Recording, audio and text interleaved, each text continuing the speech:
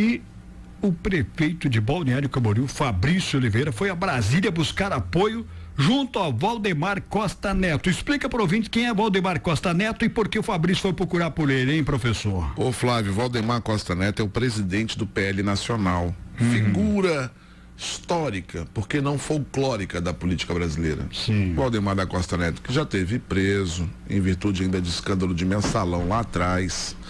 O Valdemar da Costa Neto, que já foi defensor do petismo de forma muito clara e assertiva, especialmente nos mandatos do presidente Lula, quando Zé Alencar do PL era o vice-presidente.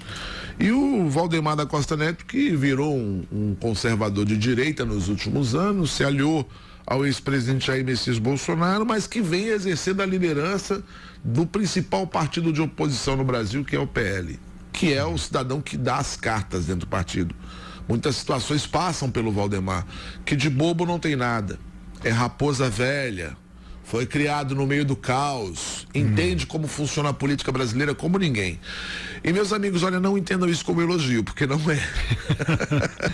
Não é. É que o Valdemar da Costa Neto conhece os caminhos, os percalços, e a identidade ideológica dele não é compartilhada pelos interesses. Hora ou outra, essas questões elas se desalinham, porque para ele o mais importante é o interesse de permanecer no poder ou de permanecer próximo a quem tem o poder. E é óbvio, Flávio, que Balneário Camboriú se transformou nos últimos anos numa grande cidade catarinense, né? Não apenas por conta das questões que envolvem o turismo, mas porque virou uma potência imobiliária e tem atraído investimentos do Brasil e do mundo inteiro. Então, o Fabrício Oliveira, como prefeito de Balneário Camboriú, ele sabe que tem nas mãos uma pérola, uma joia, e que essa pérola, essa joia tem um peso político muito forte no estado, inclusive, Flávio, para as pretensões futuras do Fabrício. O Fabrício é um cara jovem, está terminando agora o seu segundo mandato, certamente não vai parar com a sua carreira política. Em 2026, deve ser mais um ativo político disputando as eleições. Se fala em deputado federal, se fala em senador, então o pulo do Fabrício vai ser um pulo maior já nessa eleição de 2026 e com boas chances. Acontece, Flávio, que não é de hoje que a relação do Fabrício com o Carlos Humberto é ruim. Carlos Humberto, deputado estadual, foi vice do Fabrício entre 2016 e 2022, mas nunca se deram bem. Isso sempre foi público. Sempre tiveram divergências. Em 2022 se aliaram, especialmente por conta da eleição do Jorginho, e foi feita uma matemática muito grande com vários partidos para que o Carlos Humberto fosse um candidato apoiado por muitos grupos e por outros partidos políticos também. Só que alguns partidos, entre eles o MDB, quando resolveu apoiar a candidatura do Carlos Humberto em 2022, ou pelo menos não lançar outros nomes em Balneário Camboriú, a deputado federal, a deputado estadual, para tentar uma composição com o Carlos Humberto que pudesse lhe dar um pouco mais de força, prometeu, ou pelo menos colocou ali na contratação, ou colocou ali no acordo, que o Carlos Humberto não viria de candidato a prefeito. Então foram vários os partidos que se empenharam isso.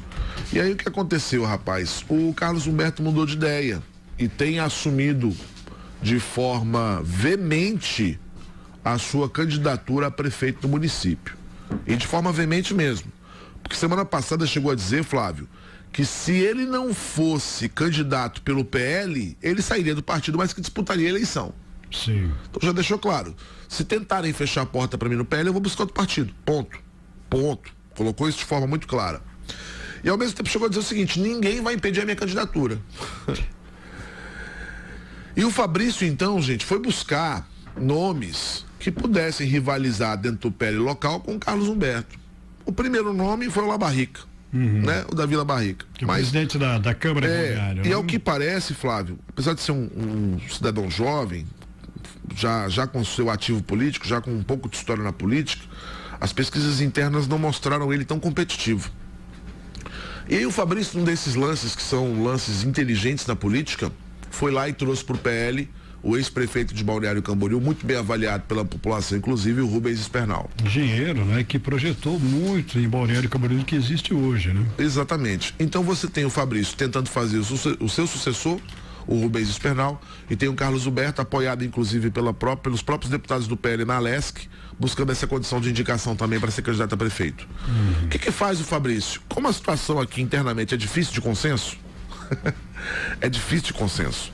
Então a solução é ir até Brasília e tentar fazer algum tipo de acordo a partir da esfera nacional, com o Valdemar da Costa Neto, de repente intervindo aqui no município. Ou com o Valdemar da Costa Neto sentando com o Jorginho Melo e o Jorginho Melo fazendo essa decisão. Que é uma decisão complicadíssima para o Jorginho. Por quê, hein? Simples, Flávio, porque ele perderia um aliado. Ele vai ter que escolher entre Fabrício e Carlos Humberto.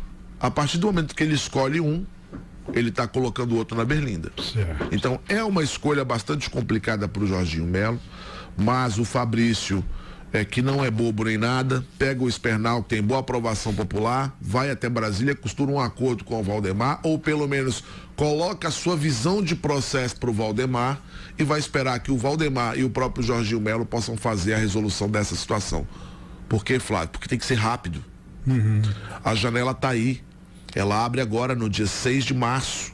A partir do dia 6 de março, quem pretende trocar de partido tem que trocar de partido para disputar a eleição. Tem um mês de janela, até 6 de abril. Então, nós já estamos chegando em fevereiro. Essas decisões estão apertadas. O PL, que é um dos partidos que pretende crescer no estado de Santa Catarina, vê Balneário Camboriú como protagonista, vê Balneário Camboriú como prioridade. Então, antes de resolver essa pendência interna, é pensar que é preciso continuar no poder. Claro. E para isso vão ter que ajustar um termo, um mecanismo de apoio e ajuste para que se escolha apenas um candidato e esse candidato chegue na eleição com o grupo unido e não com o grupo rachado. Então esse é o grande desafio que se coloca nesse mês de negociações. Agora, não tenho dúvida, o Fabrício Oliveira dá um passo importante, ou pelo menos demarca posição, Flávio. Porque no silêncio ninguém sobrevive. Mas demarcando posição, você mostra claramente que o seu interesse é apoiar alguém, e esse alguém nesse momento não é o Carlos Humberto. Professor, aí eu te faço uma pergunta então. Nesse momento, quem teria o maior poder agregador? Seria Carlos Humberto ou Rubens Spernal, hein? Olha, Flávio, o Carlos Humberto hoje ele tem apoio dos deputados do PL na Alesc. São 11. Então esse apoio enquanto Alesc é importante porque isso pressiona o governador. Boa parte das decisões do Estado estão dentro da Alesc. Então esse grupo precisa tomar uma decisão e apoiar alguém pensando também na relação com o governador. Então eles pressionam o governador. Então essa força do Carlos Humberto ninguém pode negar, né? Já que ele tem esse mecanismo de ter a Alesc nas mãos, ou pelo menos 11 deputados para pressionar o governo. Agora, é óbvio, né, gente? Quando a gente imagina o contexto em si em Balneário Camboriú, pelas lideranças locais, o apoio mais fácil é o apoio ao Rubens Spernal, né? Construiu menos inimigos ao longo da sua trajetória política, construiu mais apoios ao longo da sua trajetória política. Então é como se o grupo do PL dentro do município, muita gente alinhada com o Carlos Humberto, é verdade, mas as principais lideranças locais, independente dos partidos políticos, olham com mais simpatia para o Rubens Spernal do que para o Carlos Humberto. Então ele tem esse trabalho, não apenas de trabalhar a Alesc, que ele já tem, que ele já é dono, mas também de trabalhar suas bases em Balneário Camboriú. Não dá para descartar ninguém, Flávio.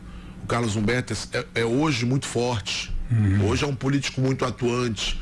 É um político, inclusive, que veio a Itapema também negociar aqui em Itapema com candidatos que vão disputar a eleição e a sucessão da prefeita Nilza. Carlos Humberto é um ativo bastante importante. É óbvio que o PL não quer perdê-lo. É óbvio que o Jorginho não quer perdê-lo. Mas, ao mesmo tempo, tem um Fabrício, que é um prefeito importante. Deve assumir, inclusive, Flávio, agora a Federação Catarinense dos Municípios. Né? Muito provavelmente essa federação vai cair no colo dele nesse final de mandato. É uma liderança no estado, é alguém que o Jorginho tem uma boa relação, é alguém que ajudou a construir esse acordo pró-Jorginho na eleição de 2022.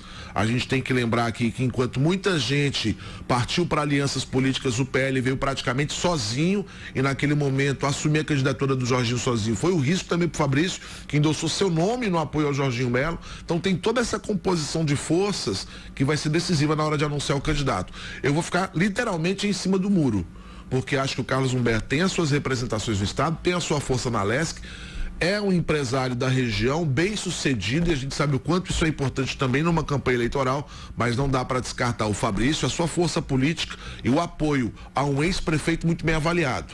Certamente, na hora de se tomar uma decisão, o PL vai trabalhar para manter os dois dentro do partido. Agora, de que forma isso vai acontecer, realmente é difícil prever.